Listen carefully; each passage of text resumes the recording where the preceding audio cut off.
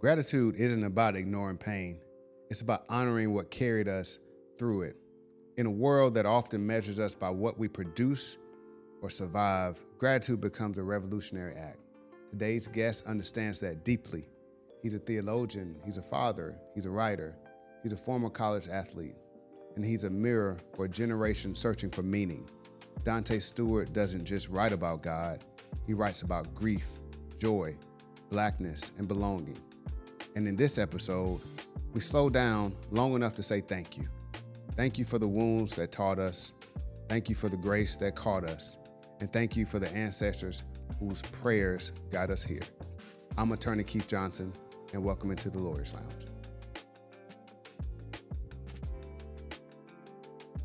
Today in the Lawyer's Lounge, we have a special guest with us, one of my dear friends, Danté Stewart. Danté wears numerous hats. He's a brilliant young mind, brilliant young brother that we're going to get to know a little bit more here in the Lawyer's Lounge for this episode. So let me first start by just going off some of his accomplishments because they are noteworthy and, set the stage for who we're talking to today. Danté has authored Shouting in the Fire. He was named Georgia Writer of the Year. He's had his work featured in the New York Times, Washington Post, The Atlantic, ESPN.com, CNN, Time, and a range of other outlets. He received his BA in Sociology from Clemson University, Master of Theological Studies from Emory University in Atlanta, Georgia. He's an ordained minister, proud husband and father, based here in Augusta, Georgia. He's actually been recognized as one of the 22 faith leaders to watch in the United States. So without any further ado, I'd like to welcome my brother, Danté Stewart, into the Lawyer's Lounge. Man, welcome, man. Oh, man, it's so good to be here, bro. It's so good. I'm grateful. I'm thankful for you and thankful to, what you're building here, man. And, it's a beautiful thing, to be able to, be yourself and impact so many different people, bro. Man, it's amazing. Yeah. It can't run without people coming to the show like you, man, a fellow South Carolinian. Let's start with that. For sure. Let's get the most important part out the way, a fellow cornerback. Hey, facts. Understand that. Actually, I just got my first speaking invite from Furman. Really? I'll be at Furman this fall. I think in September, October. It's about time. The Paladins, Don't right? Don't play us like that. You know who we are. We the Paladins, boy. All right? All right? Purple and white. That's right, man. So, playing defensive back, as you and I know, you have to have confidence. Yeah. You have to have, like what we were just talking about off air, a short-term memory. Yeah. And you have to be tough. And those are things that I think translate into all aspects of life. So just tell us a little bit about your roots growing up in South Carolina and kind of how you got onto Clemson's campus, and then we'll take it from there, man. Yeah, I never forget, man. It's a distinct memory that as I've been for the last year and a half, I've been working with ESPN. They sent me back home for a year and a half to write about, originally the story was supposed to be the way I pitched the story was I had just got finished looking at Hoop Dreams, the basketball documentary. I had rewatched Friday Night Lights.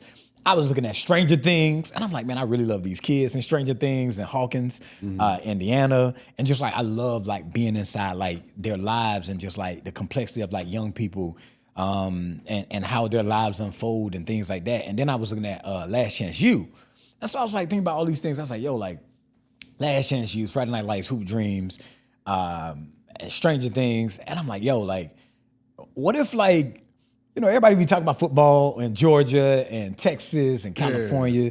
But I'm like, bro, we got some greats in South Carolina, bro. We got good ball in Carolina. Yeah, bro. Don't get twisted. Exactly, bro. South Carolina, is such an important state to the history of this country.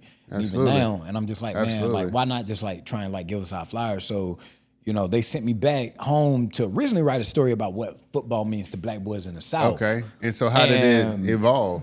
Well, being there, being back home, because I haven't, I graduated in 2010, And, you know, of course, What high like school did you go to? Calhoun County High School. Calhoun County. Shout out to the Saints. Yeah, the home of let's shout Alshon him Jeffrey. out. Hey, shout out. Alshon, Yeah, okay. Alshon. Yeah, that's my dog. Yeah, that's big my play. G. Big Yeah. play. So he was a year ahead of me. Alshon was a wide receiver at South Carolina, and also played with the Bears for a while, and got a won ring a Super Bowl with Philly. the Eagles. Yeah. Which you know we don't really celebrate Philly around here.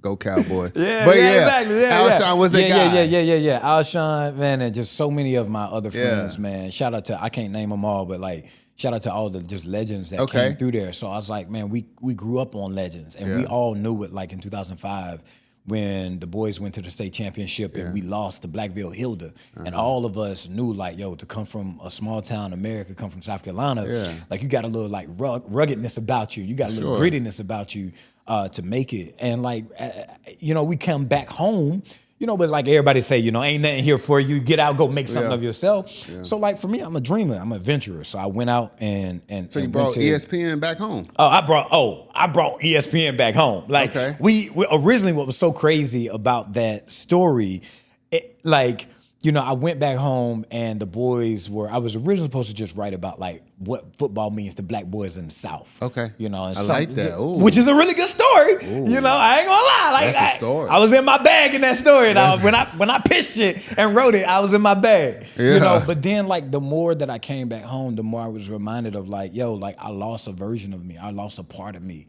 that I think in some sense, like this story was a kind of atonement and a kind of resurrection or reinvention or return, you know, to pieces of myself that I feel like I lost over the years. So like, you know, growing up in the South, especially in South Carolina, you know, we grew up thinking that we're backward, that we don't have nothing to offer, that we deserve very little in life. That's exactly, a stigma. Right? And so like I come from a place where like, you know, like I grew up in a place with sports and family and faith, and just like being outside and like, you know, creating much out of very little, where for us, you know, that's who we are. That's what we do. I'm from St. Matthew, well, in between St. Matthew, Swansea, and Sandy Run is where I grew up. And then went on to, you know, play football at Clemson. And a particular memory that unlocked for me when I came back home, you know, because it had been like really 13 years. Yeah. And I was in my school, there's a trophy case. And there's above the trophy case pictures of the boys basketball team where we went on a run. We won 10 state championships in basketball. Shout out to Zam Frederick and all those boys, the dogs over the years. You know, and I was there like walking through there, and I never forget in 2009 when I just got done playing in the North-South All-Star game. Yeah. You know, I was recruited very well, you know, and like I was waiting on like the big offer to come, and Elon had offered me, and I was a really good athlete, and I thought I was a really good athlete, you know, because I'm balling with all these other dudes too, like who getting highly recruited, and I'm going to all these camps and doing these things, and it's like you waiting on that big offer, and then Elon rescinded on their offer, you know, as I'm waiting for this offer, and then here I am, you know. Basically had just for those folks who don't know anything about the recruiting process, Elon offered you a football scholarship, and so you're thinking that, okay, that might be a place that I'm going to go, and then they took it back. Because I was like it was on me. I was taking too long, like waiting on that big time offer, D1 offer, because I'm like, hey, bro, I deserve to play D1. Of course. You know, so I had that mentality, like, hey, I feel like I deserve to like play D1, and so like I had that dog mentality. I was like, yo, I'm gonna go get what's mine. And no matter what I'm feeling, you know, I believe that I deserve more. You believed it, even if you weren't rated a certain 1,000%, right? So then I'll never forget, bro, signing day, and I could have signed with a smaller school, but I decided not to. And I was like, yo, nah. That's a pivotal moment in your young life. Oh my God. Like, what? And honestly, because you could have basically played at a lower level. Exactly. Having it paid for. Exactly. Or do what you eventually did, which I'll...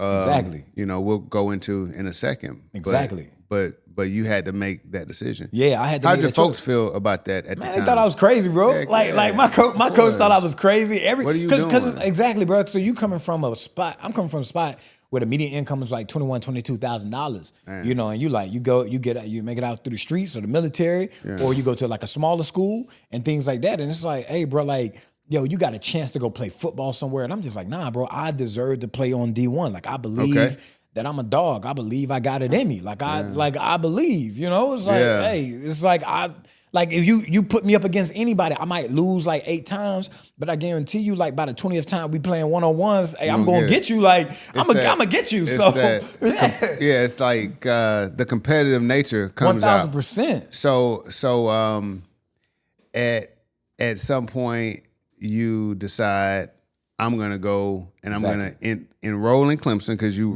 smart enough to get accepted as a student, and then you decide to walk onto the team. Yep, August 6th. It was like August 6th, August 5th, 2010. Wow. Me and my boy GP, Gary Peters, who's balling out at BC Lions right now. One of the greatest, one of the best. CFL? Yeah, one of the best corners in the CFL right now. Probably the best DB in the CFL right now. Shout out to GP. Yeah. GP was the first person I met at Clemson. Okay. And GP was from Atlanta. He was an Atlanta dude. I come there with, I feel like I had on like a white t-shirt, some khaki shorts, and some brown loafers, you know, that my mom made me wear. Like I hated these loafers. It was so unswaggy. Like unswaggy. My God, my sense of style was so light back then. I lacked such confidence back then. And me and GP was the first one that like I met. Because some of the guys that came early to Clemson, the guys who were like recruited, and at that time, Chris Rump, Coach Rump, who's from my area, he was coaching defensive line there. And somehow I think I remember like, you know, getting in touch with him, and I applied to Clemson, applied to late. And I'll never forget being at my grandma's house, and I got that white envelope with the orange letters on it, Tiger Town, welcome to Tiger Town, Tiger Town bound. I got a shot. Like, exactly. My mama thought I was crazy. Yeah. You know, like everybody around me thought I was crazy. And like the thing is, like I had a guy that I loved, David Patton, in my life at that time, who, you know, worked at a coffee bean factory, ended up running a 427, and 13 years later, three Super Bowl championships later, you know, he was in my life as one of my big brothers and my OGs, and like we would train together in his off seasons. And he would help me. He would literally like, you know, make me believe. And when he came back home for some reason, you know, he took an affinity to me, and he saw something in me oftentimes that I don't see in myself. And it's still true to this day that I'm connected to people who oftentimes see things in me that I just struggle, you know, to see in myself. But he, you know, kept me believing that, like, yo, like, you know, he always would say, don't talk me to death, show me something. That's right. And I always felt like I could never like measure up to like the greatness that he saw in me. And so even if I never did, like I could do something great, you know, that may be like smaller than that. Maybe it wasn't like going to the league, but like it was like going to Clemson and walking on and getting put on scholarship. So I never forget, man, like, you know, that Tiger Town bound and end up going to Clemson and as a walk-on and the big weigh-in, bro. And like I'm coming there, everybody in there, their Tiger garb and things like that, and their workout gear, and me and GP in street clothes, and we're walking into the weight room. Y'all don't look like no football players. Y'all don't look like y'all supposed to be there. Nah, bro, I didn't even know where to go. Like it was crazy. It was horrible. Bro. It was like crazy. getting hazed up. Oh, it was crazy, bro. So let's skip forward, man. Yeah. Let's skip forward, man, so we can you know, go through all of it. But so you do you have a tryout to be a walk-on? Nah. So I went on as a preferred walk-on. So I good. just showed up to camp. They already kind of knew what you could do. Yeah, they already knew. They already knew. Because I mean, I ain't going to boost and say like, you know, I was the greatest like dog in the state, you know. But like, you know, I'm sure people knew about me or whatnot and things like that. But it was a preferred walk-on. And so you had to really kind of break through on scout team. Oh, yeah. Because, you know, when you have walk-ons, generally the reps go to the scholarship kids 100%. at first. And so you're almost at a disadvantage at first until you almost have to break through. Oh, because ain't no almost. No, you gotta really, you gotta on the depth chart. Because think about it, these are players that the school and the program have on scholarship. They're paying to be there. Exactly. And so they're going to give them every opportunity to be successful. And so you really are behind the 8 ball. But 100%. You were able to find yourself getting on the field. At what point in time do you start getting playing time? I feel like it was my redshirt freshman year. Because I was like a kid that was like, hey, bro, like I never forget a practice. I was at a practice, one practice where like the ones was running, and I played DB. I had the ugliest number, like 48 or something like that, as a corner. Bro, it was trash, bro. Like, Yeah, that's a bad I had number. 48, and then I had 47. But you couldn't tell me I wasn't number one. Yeah. Like, I was swaggy like I was wearing You had number the one. wristbands, Oh, man. bro. Oh, man. You had Oh, the nah, gloves. I had swag on the field now. I was a pretty boy. Like, I'm a pretty boy. Like, you know, even though, like, you know, I got a little, you know, grunge to me. Like, I'm still like a pretty boy. So it's like I'm wearing number like 35 on scout team and still like dressing up like, you know, like I'm. You're that guy. Exactly. They would make fun of me too, you know, because I would be in the mirror, bro. Like, I would be in the mirror looking at myself, putting on my thing. But it's like practice, bro. The thing is, bro, it's like practice, bro. I knew. Like, you couldn't tell me that I wasn't going to be on the field. Don't you love his energy, by the way, bro, like, guys? I'm approaching it like, bro, you can't tell. And it's the same thing right now as a writer. Bro, you can't tell me I'm not going to win a Pulitzer Prize. right. You're not going to tell. You can't tell That's me. right. Maybe I won't win these things, but like. But you believe it. Bro, I'm going to show up every single day like I'm Darrell Revis. So there's a Darrell Revis one-on-one highlight on YouTube. Me and my boy Martin Jenkins, we would look at those highlights all the time before practice.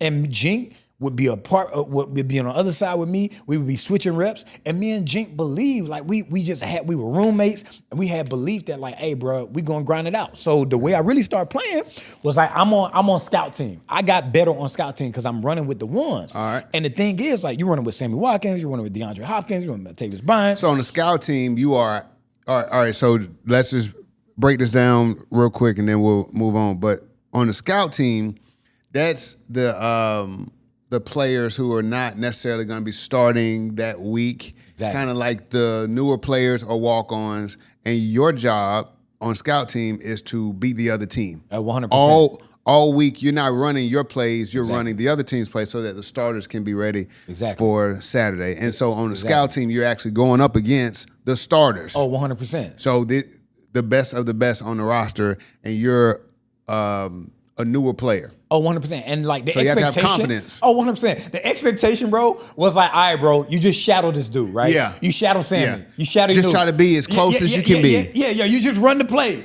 Bro, I got yelled at so much. Just yelled at because they think you're trying to be a hero. Exactly, right? So it's like, I got yelled at so much. Stu, calm down, bro.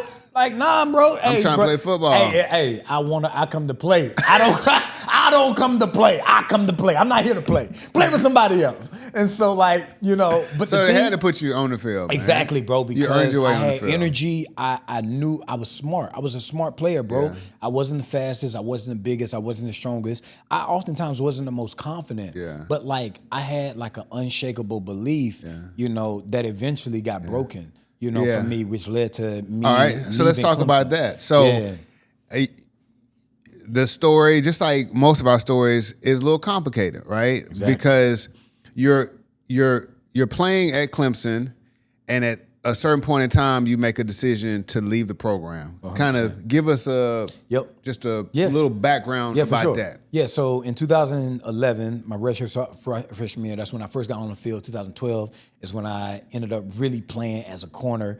Got put on scholarship. Ironically, got put on scholarship the same day 2 years later from an accident that almost took my life. Wow. In July 9th, 2009. Wow. If I'm not mistaken. July 19th. I feel like it was the 19th. And I got put on scholarship like 2 or 3 years later from that time to the exact day, bruh. Yeah. It was crazy.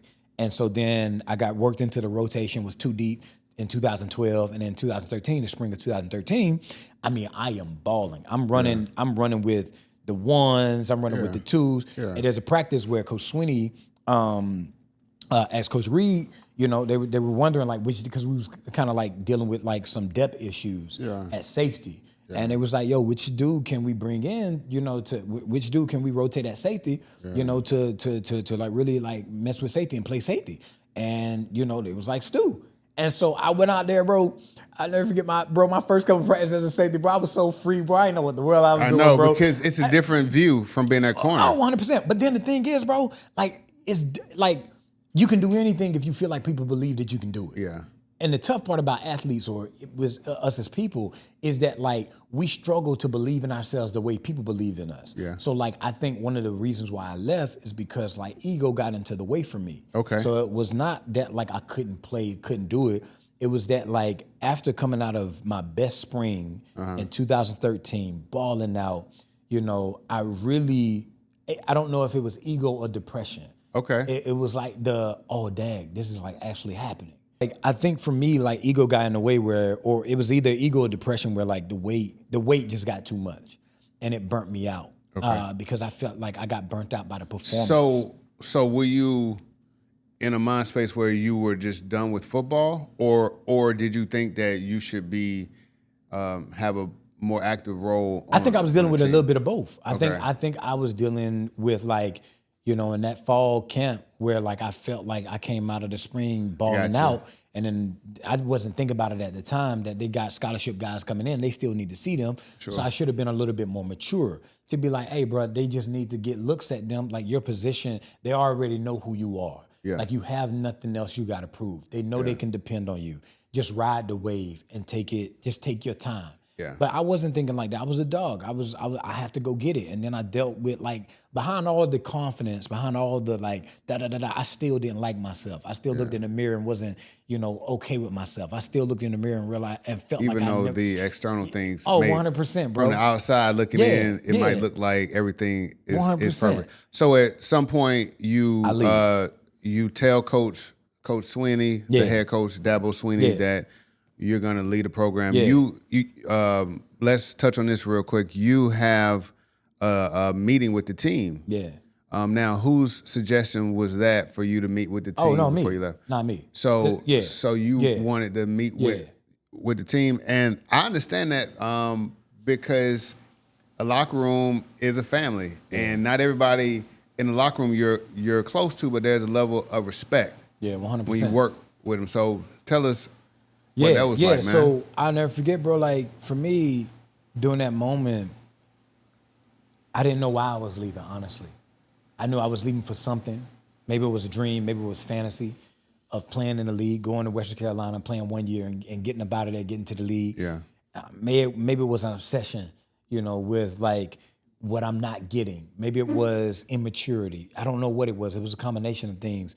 But I knew that like, you know, I felt like at that moment my time was up at Clemson, and you know, looking back on it, would it have been better to stay? Maybe, you know, but would I be who I am right now without it?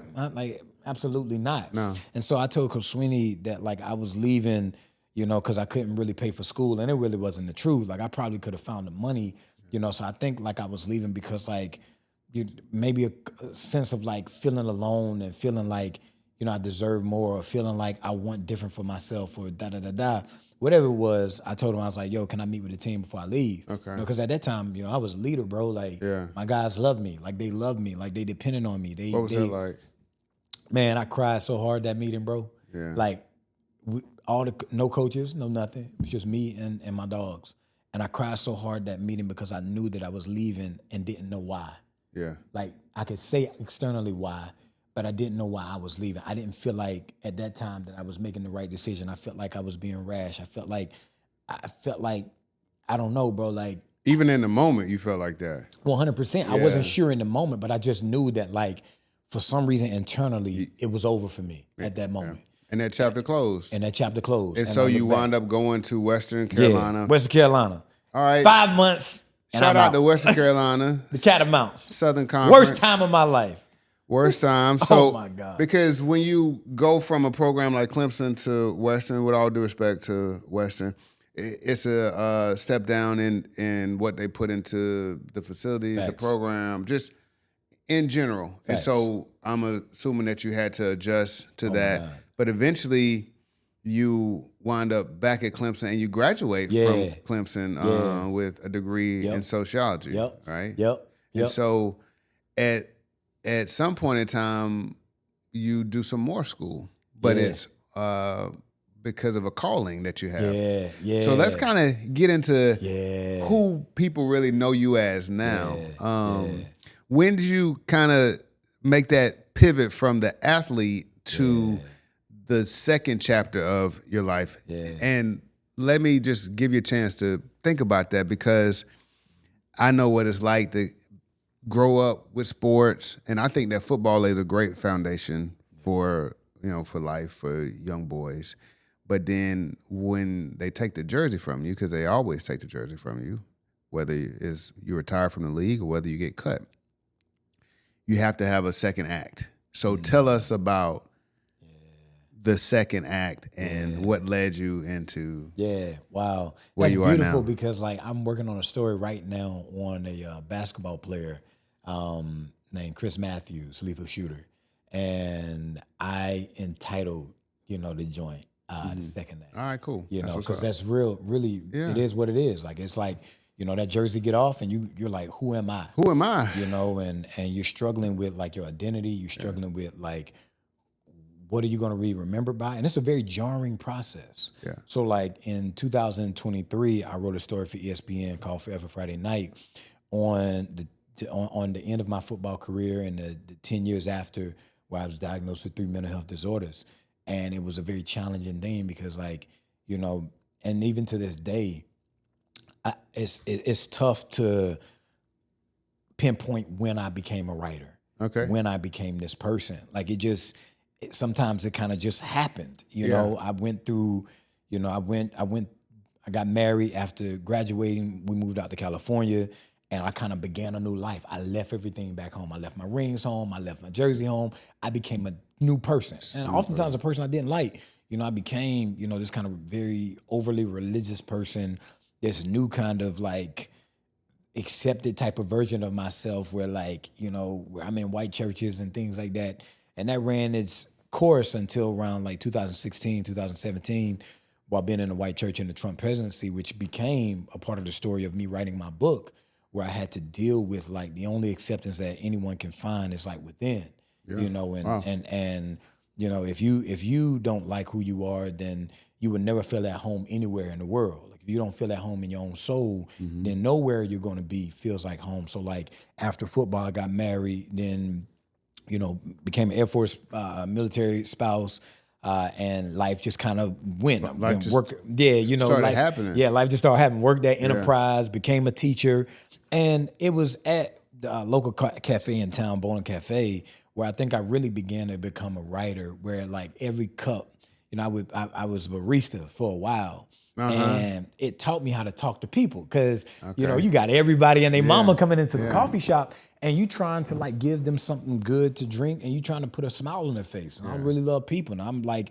I'm forever a lover boy of humans. Like, I love humans, like whoever we are. I like our stories. And so like, my job there was to try and put a smile on people's face. And the more I learned about people, the more I learned about the complexity of our stories. Yeah. And in between drinks, I would like write down notes from, the people that I would encounter. And then I was on Twitter at that time where, a lot of stuff was happening in the world regarding like, Black people dying. And, I felt like, I had something to say during those moments. And so I would write threads on Twitter. And one was of the this around 2020? This would have been around like 2017, 2018, 2019. So like, I really became a different person in 2016, 17, 18, 19, where that's when I really became a writer, like writing on Twitter, angry thoughts on Facebook and Twitter threads. And one of the editors at the Washington Post slid in my DMs and like, yo, I really like this thread. Would you be willing to like write an essay about it? Man, so I write an essay. What about that opportunity? Yeah, I know. Just get like a DM. Twitter was crazy. From somebody at the Washington Post. Oh my God, Twitter was amazing. It was so amazing. So that's a door that became open for you. Yeah, for sure. Right. And I think it was bound to happen because like, the same way I approach football is the same way I approach writing. There's so much more to do. Like if you're gonna do something, then give yourself to it. Yeah. And so I began to like really give myself to reading and studying and writing. And I felt like I had something to say, and I eventually did, and it just kept growing. Tell us about the first book, Shouting in the Fire. Tell us about just the inspiration for that, and just a kind of like a brief synopsis on it, so that we can just kind of know a little more about it. Yeah, it's a memoir, so it's a book about it's a book. As I look back on it now, it's about me grieving the person I became, in white churches. Okay. grieving what I became in that moment from like being a young black boy raised in the South, going to white universities and really thinking that like the validation came from the jersey, came from the name on the back of the jersey, came from the helmet, that they really liked you and validated you and protected you for that, until in the end, all of it was lost, partly because like either choices that were made for me or choices I made for myself. And Shouting in the Fire really is, a sense of like me trying to reinvent myself and come home to Danté. And yes, it's about religion. Yes, it's about race. Yes, it's about politics. Yes, it's about, like black boyhood in this country. But more so, it was about me making peace with who I became, or me attempting to make peace, which I still haven't found yet, with who I became and who I'm becoming.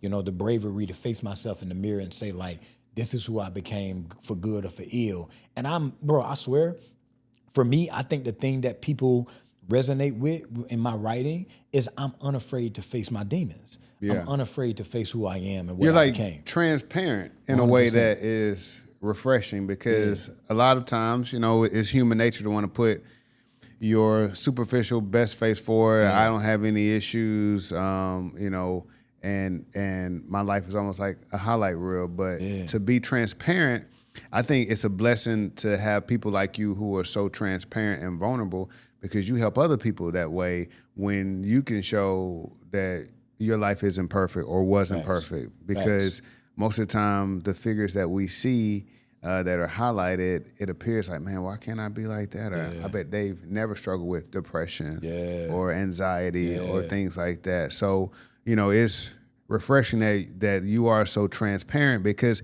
it's almost like you transmute your heartbreak into hope. And I want to talk about, how do you hold the attention between those two things in your writing? Because I noticed that a lot. Yeah.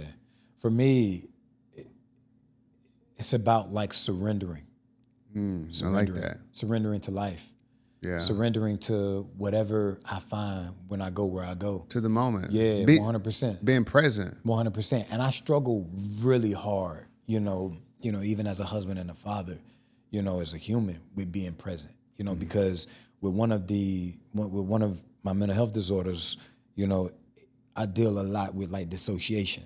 So like dissociating, this almost like why I have to become a new person. Because like that version of me just don't work no more for me where I'm at. So like I have to like get away from that person almost. It's not that I'm like erasing them, but I have to like become another thing.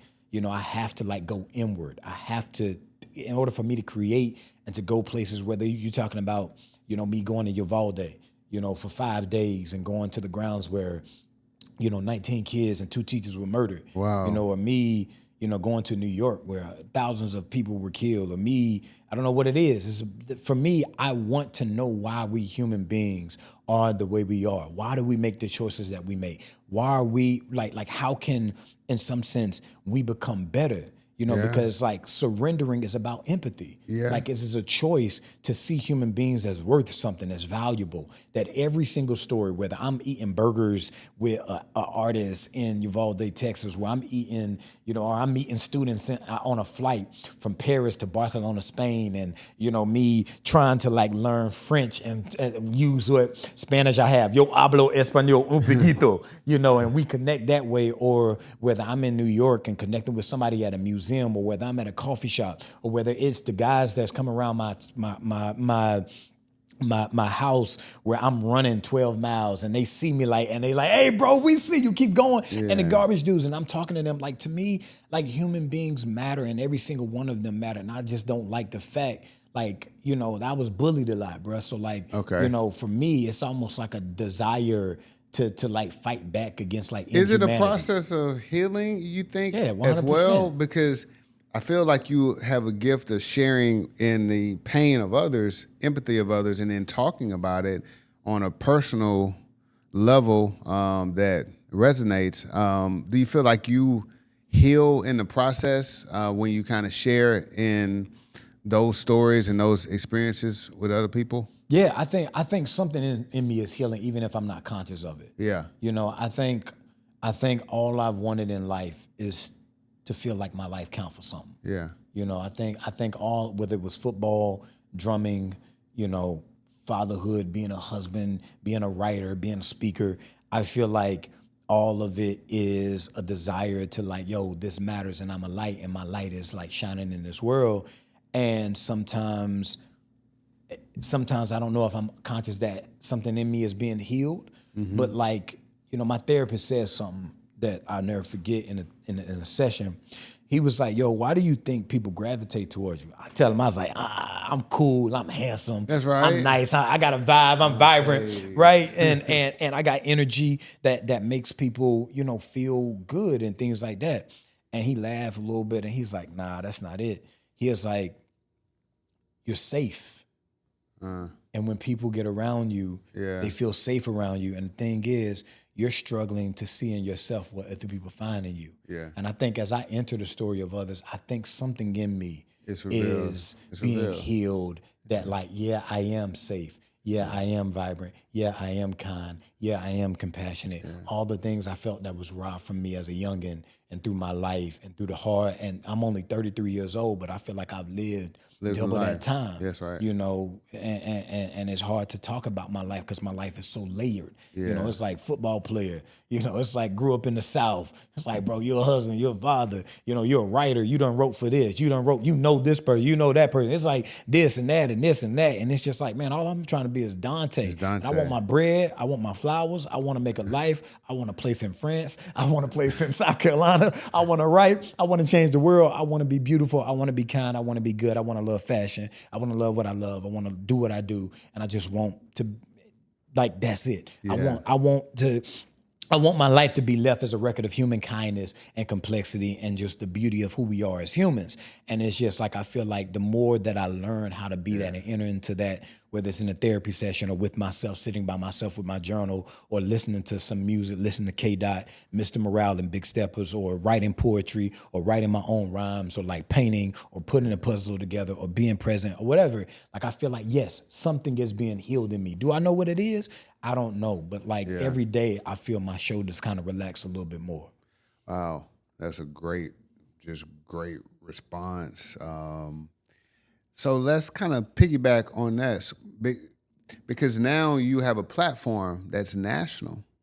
How does it feel to know that you're reaching broader audiences? Because you did come up in rural South Carolina, had to earn your way at Clemson, had to deal with walking away from that and not looking back with bitterness, but then coming back and then transitioning to the second part of life. And now other people on a broader range can hear your story, and it's not just regional. So what responsibility do you think that you have now that you listen or have broader audiences listening to you or reading your writings?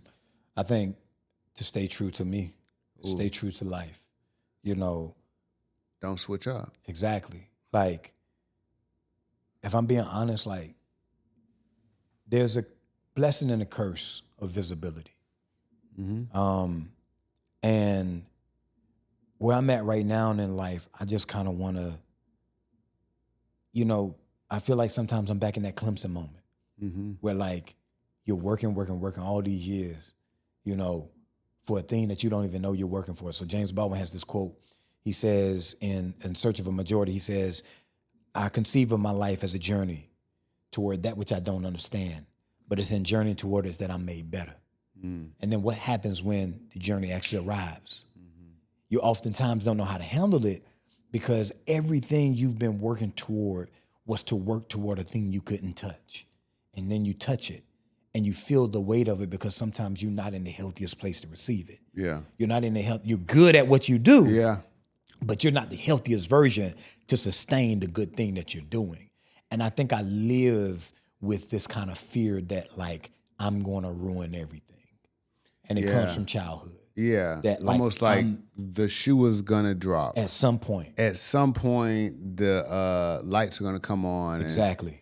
Nah, this ain't. It's almost like a too good to be true type exactly, of thing. 1,000%. I've struggled with that at points in my life. Just not really grasping the space of be here now. Yeah. And almost living with some anxiety, like, okay, what bad is going to happen. Exactly. Like, something is off, right? And so I definitely understand. Exactly. So the responsibility is to like keep showing up. Yeah. That's the only responsibility. Is like my son, he is like, how old is your son? My son is 7. About to be 7 tomorrow. All right. What's today? Friday? Yeah, his birthday's tomorrow. He's going to be 7 years old tomorrow. What's his name? Asa Stewart, man. He's one of the most brilliant human beings. And what's your daughter's name? Ava. Ava. One of the most brilliant human beings I know. Yeah. Even at 7 years old, I always gas my son up. Like I gas him up all the time. Good. Because like as a kid, I felt like, what I would have been at 30 if I was gassed up. And I'm not talking about like boosting your head. Yeah, but like I want you to confidence understand. Like when you make your little Ronaldo joint, I like that. When you write your words, I like that. I think you're cool. You think I'm cool? We think we cool together. Yeah. And so he tells me like, yo, you're the coolest dad ever. And that makes me feel real good. And I feel like my responsibility as a public person is to that. Where like I'll never forget one day, he's like, Daddy, like I can't wait to be an adult. And I told my son, I was chill like, out, hey, chill out, boy, my guy. Hey, let me tell you, boy. Hey, life is tough, boy. It's tough, boy. Hey, you better be ready, right? You got it. Hey, you got like my granddaddy used to say, boy, you got to hold it in the road. Yeah, that's right. Before I put something on you, you got to hold it in the road, and you just got to hold it in the road. But he's mature, man. He's an old soul, even at a young age. Exactly. And he's like, Daddy, I can't wait to be old. And I was like, man, hey, let me tell you something, bro. I set him down on his bed and I looked at him and I said, and I almost like cried because like, it's like I've always wanted like big brothers. Like real big brothers. Yeah. I got a big brother. I love my big brother, but there was a disconnect. I love my dad, but there's a disconnect. I think a lot of young black boys, all they want to know is that there's somebody watching them and somebody waiting on them, and they become the best thing ever. Like black boys are amazing if they have the inner understanding that there's somebody watching me and somebody waiting on me. So when my son say, hey, Dad, like, look at this, I'm going to look at it because I need him to know somebody's watching me. And it's not about like, ego. It's about there's a part of you want to believe. Yeah. And you need to be safe enough so that like that becomes the first response. Exactly. That's the way you show up. Not a trauma response. Exactly, right? I need you to watch me. Look at me, look at me, look at me. No. Yeah. Like, hey, watch this. Yeah. Watch this. And it's like, I see you. So I set him down. I say, hey, don't rush time. Live in the moment. Enjoy everything. And the other day.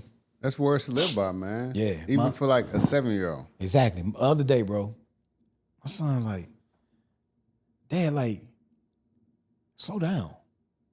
He said that to you. He said, good. I'm going into the grocery store, and I'm like, he was like, Daddy, like, why, slow down. He told me not to rush it. He's like, don't rush. And I'm like, you can't even even fuss at him. I'm like, I did it. I'm him. I'm him. Why? Because my son is now going to grow up in a way that like the things that need to be healed in me, he will work from a healed and whole place. Yeah. That's the responsibility. He won't have a deficit. Exactly. So you've changed the cycle. 100%. So my responsibility to the public is my responsibility to my child. I love it. It's to always be a safe place for you to land. Man, that's awesome. To be a place where you feel like you can be human. Yeah. You can be complex. And you do that through your writing.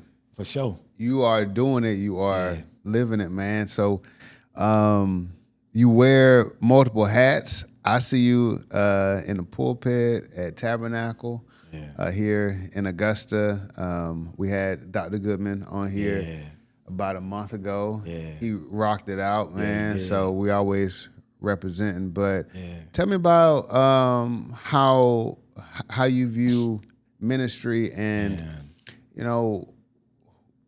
what would you say is the most impactful part of the Gospels for you? And I know that's a broad I love that question, though. But man, you taking me back to my theological days. Let's get into some God talk. 100%. So for me, man, like I've ran the gamut when it comes to spirituality. Mm-hmm. Like the only thing I haven't been yet is a non-Christian. And some days I don't feel Christian. Yeah. You know, some days I'm like, you know, I done ran the gamut, bro. And I think there's something beautiful to me, man, about like what we bring to the table when it comes to God. I think there's something beautiful about like meeting people as they meet God in their own experience. Like to me, there's something like, maybe that's why I did sociology in college. Maybe I didn't realize that like at the time I was a lover of humanity. But like, I guess like that's why I gravitated toward that. Happen, you know, it's like treat humans as human beings. And so right now, I love being a Christian. I have so many friends who are not Christian, and they tell me like, bro, you're my most reverent friend. Yeah. My best friend, one of my best friends, one of my dogs to this day, Jason Reynolds, who's a writer, shout out to Jay. You know, me and Jay like have such the best time, you know, with one another. And even though he doesn't identify, he's very religious, he's very spiritual. Not religious, but he's very spiritual. You know, it was a funny thing. I was going through a rough moment in life, and I was like, Jay, send up a prayer to whoever you pray to. Whoever you pray to. And Jay was like, pray to God, bro. He was like, I pray to God. I still pray to God. So we have a good fun time. And I'm like, you know, like my friends, like I feel like I don't have to be something that I'm not. They know I love God. They know I love the word. They know I love preaching. They know I love all these things, but they also know that like, you know, I'm 33, bro. Like there's a lot of, man, one of the conversations me and Jay have all the time, he's like, hey, bro, you got to have grace on yourself. You're 33. It's a lot of pressure to be a reverend. Yeah. It's a lot of pressure to be young and married. Yeah. It's a lot of pressure to be 33 with 2 children. Yeah. It's a lot of pressure, bro. So you got to be like easy on yourself. So when you come to DC, I want you to feel human. I want you to feel like you can be complex. I want you to feel like, you know, you can be a young black man who holds multitudes. I want you to feel like you don't always have to be reverent. But there are moments where you have to be reverent. Yeah. You don't always have to be Danté, but there's moments you have to be Danté. Yeah. And for me, like I think of ministry as that. Like ministry is like, how can I be more human each day? Okay. And my religion and my spirituality is just an expression of my humanity not something in addition to it. Yeah. And so when you're doing your own reading and studying, do you believe that the church now is able to relate the Gospels in a way that brings new people into the church? Because it just seems like sometimes things can seem antiquated. We do a great job at Tabernacle of modernizing with the media ministry and the outreach. Yeah. You know, but like, how can we simplify the message of Christ, you know, modern day to where we have to compete with the other voices that are out here? Yeah, I think we got to first acknowledge that there is no competition. You know, I think that's the first thing we got to acknowledge is that like we can't fight against a thing that already is. Yeah. You know, it's like my friend this morning hit me up and was like, yo, like, you know, I'm a writer, I'm a creative, and I'm just like fighting against doubt. I'm like, doubt is the part of you that was rejected in the past that's uncovering subconsciously in the present. Like that's what doubt is. Doubt is a hurt version of you that is still carried. Like, don't fight doubt. Yeah. Like, because you're fighting yourself, befriend it. Yeah. Like, befriend your doubt. Maybe there's something that doubt needs to, underneath it is sadness. Yeah. You know, so it's like, it's not like fighting against this moment where like you have competing religious voices. You know, I think it's a part of like, you know, maybe some people feel like their religion is about fighting and that gives them, you know, a kind of like meaning in life. You know, I think for people, whatever way we show up in the world religiously is going to be is going to be based on what we prioritize in Scripture. Yeah. At some point, I used to prioritize like, oh, get everybody into heaven. You know, I was raised Pentecostal, apostolic, so it's like, you know, you ain't trying to go to hell, burn. You're not trying to go to hell, you know, and like people kind of they kind of like, you know, when I make this statement, people kind of like, you know, feel a little get jolted a little bit. And I'm like, for me, I care very little about heaven or hell, you know, in a very real way. You know, I care very much about how we live on earth, you know, because I think for me, I've resonated now more with like John 10:10 than like people's John 3:16. You know, for God so loved the world that he gave his only begotten son, you know, so that whoever believes in him may not have everlasting. See, I need to read my Bible. Everlasting life. We came over here. John 3. Yeah, you know, so like for me, I'm like John 10:10. The enemy comes to steal, kill, and destroy. but I've come that you may have life and life to the full, in the fullest of its capacity. Abundantly, man. And so, like, for me, my faith in this moment is less about rules and less about, fighting people, and more about like worlds to be explored, not people to be won or people to be fought against. We're humans, bro. We're complex, bro. And when we look ourselves in the mirror and we be honest with ourselves, we realize that like, there's like hundreds of thousands of years, there's thousands of years, hundreds of years that separate us in the Bible. And for me, the question becomes like, where do I see myself in the text? And where do I see myself in the world? So when I'm doing my devotional reading, I'm not trying to figure out what type of answers I can find. No, like I want to feel less alone in where I'm going in my journey. So when I hear Jesus, when I look at Jesus, and I look at and I read the Bible, I'm like, how can I embody this kind of trajectory of love and freedom and grace and every kindness every single day, even in my complexity? Yeah. And like when I think about like my blind spots, like work on your blind spots. Don't just accept your blind spots for what they are, but also don't be overcome by them. And then sometimes, sometimes there are things that are going to work in the Bible for you and sometimes things that's not. That's why certain communities prioritize reading certain things. They're not. But I believe that the Bible is the word of God and it's powerful, and that it being the word of God and being powerful is about the power to allow me to feel less alone in the journey that I'm having here on this earth. I like that. Rather than like fighting against somebody and trying to prove. Because, man, I went to seminary. I've been to conservative seminary. Yeah. I've been to progressive seminaries, and like I've been in Christian spaces, I've been in non-Christian spaces. And the thing that is the true part of both of those environments is that everybody's just trying to figure it out. And I just want to be a type of person that be like, hey, bro, all that don't even matter. Yeah. Like, you're not even living, G. Yeah. Like, and you're not even alive. Yeah. Like, can we enjoy being who we are as we prioritize what we're trying to prioritize? Yeah, that's a beautiful view of it, because I think one of the main goals of living on this earth that we find in the Bible is really fear not, and to be present. Yeah. And a lot of times I think there's so much focus on heaven and hell and the afterlife. And you are right. Christ talked about, I came to bring you life and life abundantly. Like he wants you to live a good life. Yeah. And a lot of times the fears are what drive us. And so I think you can get a lot from your interpretations of the Bible, but the most important thing I think that God wants us to do is just relax. Bro. Chill. Bro. Like, pray about it and then go about your business, because worrying doesn't add anything to your life, man. So that's a great viewpoint that you have, man, because you're able to break it down in a way where you don't have to be stuffy, right? You don't have to be perfect. You show those wounds, and I think in doing that, you show how God uses everything. It's like Romans 8:28, right? All things, bro. And for me, it's like I've been the bad religious person. I've been the toxic religious person. I've preached on the streets telling people about going to hell in California and in Georgia. Like, I've done that thing. And for me, bro, it don't work. It's a boring way to live. Yeah. And I don't like boring things. Yeah. Like, I'm an adventurer at heart. And so, like, for me, a lot of times people don't leave churches because they don't like Jesus or they don't like faith. It's that the people who embody faith in Jesus aren't living like Jesus lived. And they're not accepting. Exactly, bro. And like, it's like you want certainty and you're limiting yourself from curiosity. Like, human beings, like, think about with children, right?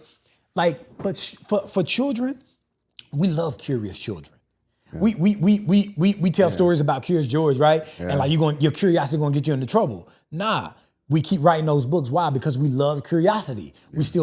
Curiosity has to have a way to express itself. Now, I feel like if you cut people off from curiosity, then you cut them off from being the best kind of human beings that they can be. A lot of times our faith is fixed. It's a fixed system.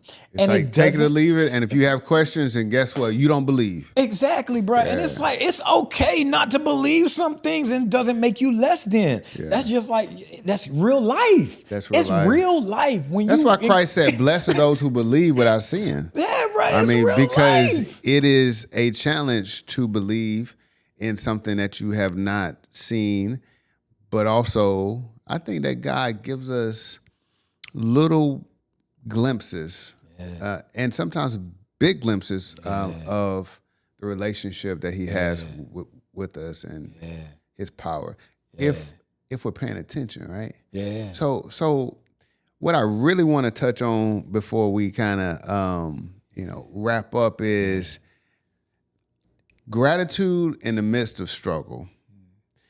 I really believe it was on my heart to really talk about this because a lot of times we hear the word gratitude more and more in our modern society, but we can have gratitude about anything and everything every day, but sometimes life beats us down, man.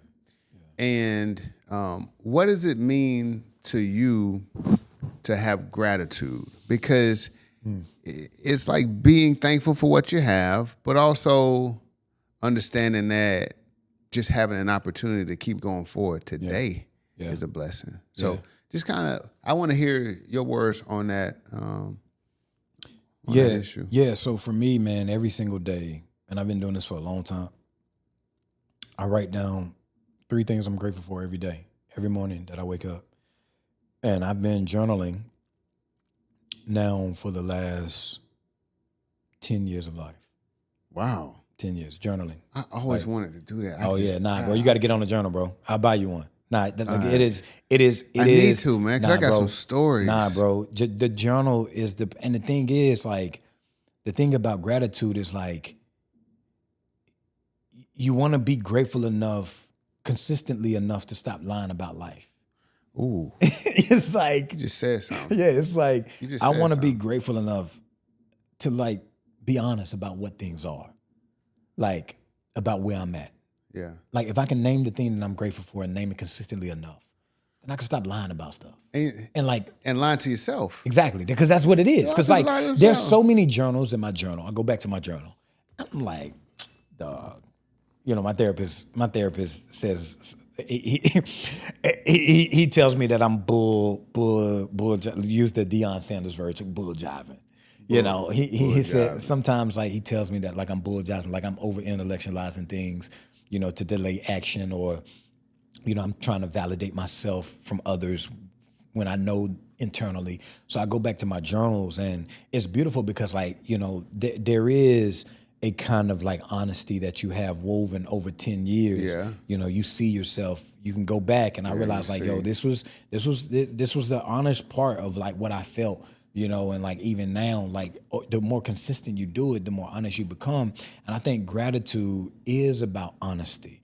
Gratitude is about, like, this is what happened. This is what I am. This is who I am. This is who I'm trying to become. And I'm grateful. Like, gratitude is not an action, it's a posture. Like, it's a lot of people think that, okay, like, the 3 things you write down that you're grateful for is gratitude expressed. Yeah. And it's not, bro. It's like, a mentality almost. Gratitude is a posture. I am grateful for the things I return to again and again. Mm-hmm. Every day I wake up and I run. Like, every day. I'm getting about 40, 45 miles a week because I'm grateful that I can run. Every day I wake up and I write.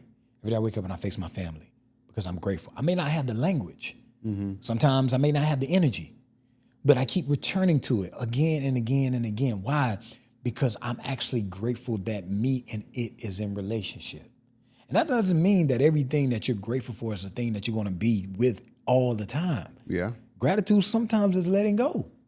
Like, you gotta, like, at some point you gotta be like, hey, bro, the helmet that's on my desk, on my shelf, I ain't never gonna play again. Yeah. But can I look back on that time and say, like, dang, bro. You can smile. Yeah. You can smile on it. I can be grateful that, like, it happened. And be at peace that it happened. Exactly. And have acceptance that you've moved on from that. Exactly.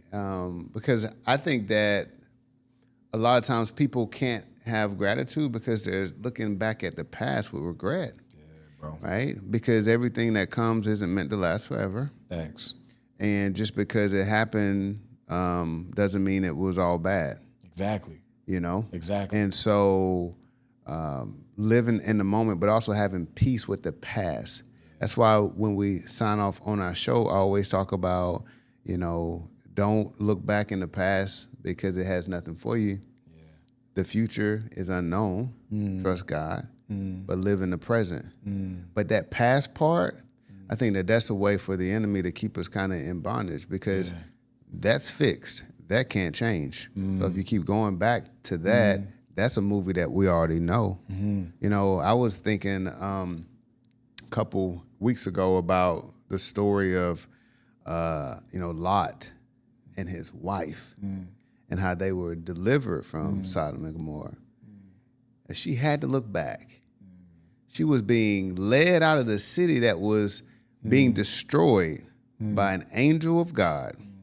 The one instruction was not to look back, but she had to look back because of her connection to what was being destroyed, to her old life. And the curse was she didn't trust God to keep moving forward. And so gratitude can be blocked, in my opinion, because you look back too much and don't have acceptance. Yeah. You talked about surrender. Yeah. Part of surrender is understanding that everything worked out how it was supposed to work out. Yeah. And our job is to keep going forward. Yeah, bro. And what's crazy about that story, I can sympathize with her, though. Because sometimes things are left undone. And sometimes I wish there was a little bit more grace for her. Because, I look back on things in life, bro. Sometimes you're not vindicated when you want to be.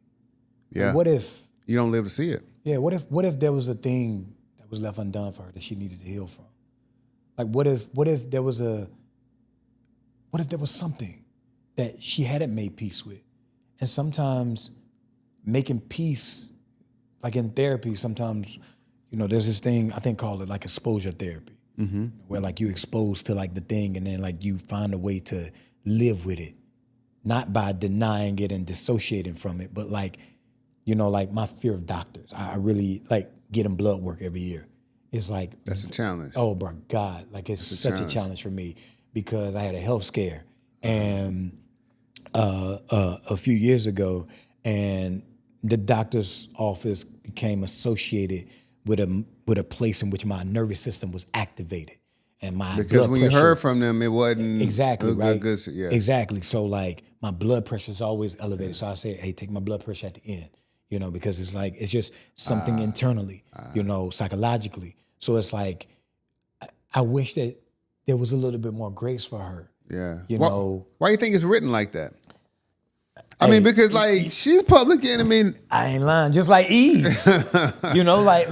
just like Eve. And we honestly, man, a lot of the ways that people wrote the women in the Bible is unfair. And I think that they were humans too. Yeah. And they made choices about the way that these stories were going to be told, and they made choices, I think, in the writing of it that presented a very limited view. That made men, oftentimes the hero even in their failure. Yeah, it was I think society. Exactly. And I feel women should be able to be heroes in their complexity. She shouldn't have got turned into a pillar of salt. Maybe Lot should have got turned into a pillar of salt. I wish sometimes that cause I'm a storyteller. Yeah. So I'm always concerned about the people whose stories, oftentimes get told in a way that villainize them in ways that we should have grace with. So I think that's why I'm drawn to the underdog stories in my own writing. I'm drawn to the stories that aren't uncovered, the stories that aren't told. So in this book I'm working on right now, What a Broken Heart Can Do, I just finished a chapter on 9/11 where I retold the story of a black man who died in 9/11 because oftentimes when we think about 9/11 and American collective memory, we're not thinking about black people. We're not thinking about Asians. We're not thinking about, Middle Easterners, Muslims, whose stories, whose stories often aren't told. We're not thinking about the cooks and, the people who just everyday ordinary people, or even the children. So for me, sometimes I'd be wishing the story are told differently. And I can have grace with her because letting go is not easy. It's not. Maybe she was traumatized as a child and she dealt with abandonment. And to leave a thing behind that felt safe felt like a death to her. And so she wasn't ready to see it go. Or maybe maybe some of her friends were there who were left behind, who didn't have anything to do with like the judgment, but they were the collateral of other people's decisions. Like we would call that commendable in today's age. Yeah. And for me, I think I'm always, I guess, for me, trying to find like, grace for people, and even for, honestly, because I'm trying to find grace for myself. Because as I'm growing, I'm realizing that like I have a lot of contradictions as a human being that I'm trying to attempt to have grace with. And I wonder, like, if the story was told of my life, I would never want to be the hero. I want to be human. I don't want to be a hero. It's like the first page, the last page of the introduction of my book. We are not heroes. We're not villains. We're just, people who want to be loved. Yeah. So it's like that. Yeah. So as we wrap up, where can people find you, and what's on the next stop for Danté Stewart, the horizon for you, man? Man, they can find me on social media at Stewart Danté C. I'm on most social medias. I'm most active on Instagram, and that's changing right now. I feel like I'm entering in a very interesting way. I feel like I'm entering a season that Kendrick went through, where like, you kind of got to disappear for a little bit to kind of work on yourself and work on your work, that needs to be done. So like I think I'm loosening my grip of being as public as I used to be, because I realized like I've gotten burnt out with it. Yeah. And I need to tend, the limelight like really exposes things within yourself that you got to deal with. I got to deal with, my blind spots, which to me is glaring, to my own self. Because like if I'm going to be anything, man, I want to be me. I want to be authentically me. So like I feel like in this season of life, like I'm just about to work, whatever that means, spiritual work, my actual vocational work, my interior work, psychological work, just showing up for me, physical, all this. I want to be healthy, I want to be whole as a human, so that like when I'm in the world, when I do show up, that like my smile is genuine. Yeah. That my presence is genuine and warm and safe. I don't like being tense. I don't like feeling like on edge. And a part of my life right now, and I feel like I'm trying to do work and I'm grinding it out, and I'm kind of like on edge right now as a person. I think like, I resonate a lot with K-Dot because of that. After To Pimp a Butterfly comes out, and then Damn comes out, and he wins the Pulitzer, and like he's going through like he's just going through this moment where he's so visible and like everything that he wants is happening. Yeah. And then he hits a brick wall and he disappears. He comes out with Mr. Morale and Big Stepper, which is my favorite album by him, because I think it's an album in which like he laid bare his soul to himself and he faced some things so that on the other side, when it's time to show up for Drake, he can be healthy enough to actually fight like somebody who actually got something to lose, because you face yourself and you found everything that someone can use against you, so it's like, I'm not scared of a person, that's like, who got nothing to lose. You should really be scared of a person who actually got something to lose and they still choose to hit you. That's the person you should be really afraid of, because that person actually has done some type of work where they're like, this is who I am and I'm willing to show up in the world as who I am. So right now it's like, tending to my soul, tending to my work, in whatever way I show up in the world, I want to be me. Yeah. And I just feel like the Jesus year is about that. I feel like I'm going through a wilderness season in my life right now. And when I come up out of it, I told myself, and I feel like God spoke to me, that like, this is just, I just got to ride it out. I got to ride the wilderness out. And then when I come on the other side, whatever is there, whatever is there, it's going to be there. Well, I'll be what I need to be. I'm confident that on the other side is going to be greatness. You're going to continue to be a voice of influence in a lot of different phases of life. And so I'm proud of the journey that you've experienced and that you've shared and that you've reflected on. Because in reflecting on your own journey, what you have done is you have become a leading voice to help others along their journey. And that's just another form of ministry, that is far-ranging. And so you have a lot to be proud of at 33 years old, man. Shout out to Danté, Lockdown DB. They don't make a lot of them like us, all right? Facts. All right, when you Facts. got to be on that island, it comes with a level of confidence, a level of grit, a level of just belief. And so you've been able to make your next act, your best act, the entire time. Never lose track of that, man. So I'm glad the listeners of the Lawyer's Lounge have had an opportunity to get to know my friend Danté Stewart, national author, leader and voice, and just a great father and husband. And so we just want to thank you for coming into the Lawyer's Lounge and look forward to all the great things that are to come. For sure. Right. Thank you. And I always, in interviews like this, I like, thank you to the people who show up for you. All the subscribers, everybody who share, everybody who listen, everybody who tune in, because that thing matters. It does. It matters. And I just want to say appreciate to you, thankful for you, and also thankful to everybody who's listening. There's so many, this world is so saturated with voices. And anybody who tunes in, we're grateful. So shout out to y'all as well. Yeah. Shout out. Yeah. Shout out. There's something sacred about pausing long enough to say thank you. Thank you for the stretch and the squeeze, for the hard days that shaped us and the quiet ones that kept us. Danté reminded us that gratitude is not weakness. It's a weapon, a way of reclaiming our joy in a world that tries to steal it. So to every father, every artist, every young boy trying to be whole in a fractured world, may you find gratitude not just in the good moments, but in the ones that grew you. And may you always remember, we're not just survivors, we're storytellers, kings, and sons of grace. Remember, the past is behind you. There's nothing that you can do about it. Don't look back. Keep going. The future belongs to the good Lord. It's in His hands, and we trust Him fully. The present is where all the magic is. Live in the present, focus on what you can control, and leave the rest to God.